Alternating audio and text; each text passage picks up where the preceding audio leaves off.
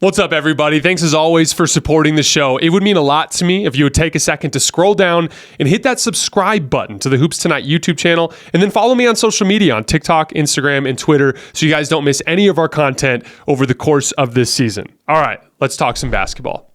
Are you buying the Minnesota Timberwolves at all? They're the best team in the league to this point, but they're about to play just an absolutely brutal month of basketball, so who knows what it'll look like when we get into a month from now.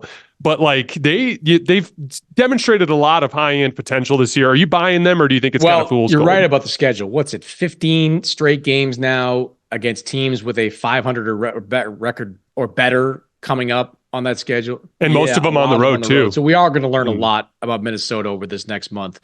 I want to buy Minnesota, like I really do, because like Mike Conley is one of the most likable guys in the NBA, and I love the surge he's having this year. Anthony Edwards is one of those guys that talks the talk and walks the walk, or at least is doing it in the first half of this season. I love their versatility that they have defensively with Edwards and Jaden McDaniels and some of those guys. And look, I love that Rudy Gobert and Karl Anthony Towns have found a way to make it work. They've had 10 games this season where both of these guys have had double doubles. That's more than any duo has had in the same game during this season. So there's promising signs. But one thing a coach said to me before, really right around the time that Gobert got traded, it was reiterated to me before the start of this season, is that like at some point Chris Finch may be faced with a decision where his best playoff lineup, his best closing playoff lineup, will probably be one where either Karl Towns or Rudy Gobert is on the floor and not both.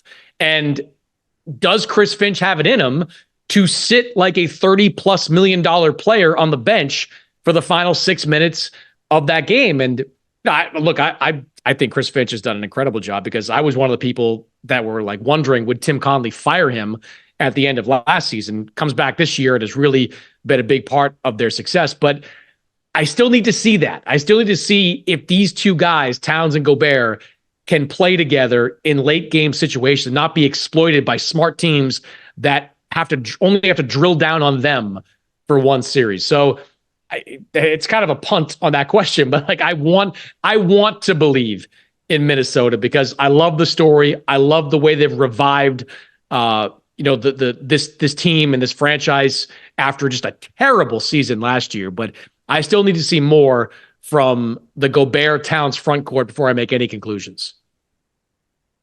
Yeah, it's matchup specific, because like to me they're very similar to the Lakers in the sense that like they have this incredible combination of like excellent rim protector, excellent point of attack defenders, which was weird because we didn't expect that with the Lakers this year. Just Cam Reddish kind of appeared out of nowhere and kind of shored up that. And the lineup configuration piece going away from 2 skill guards to 1 skill guard helped a lot.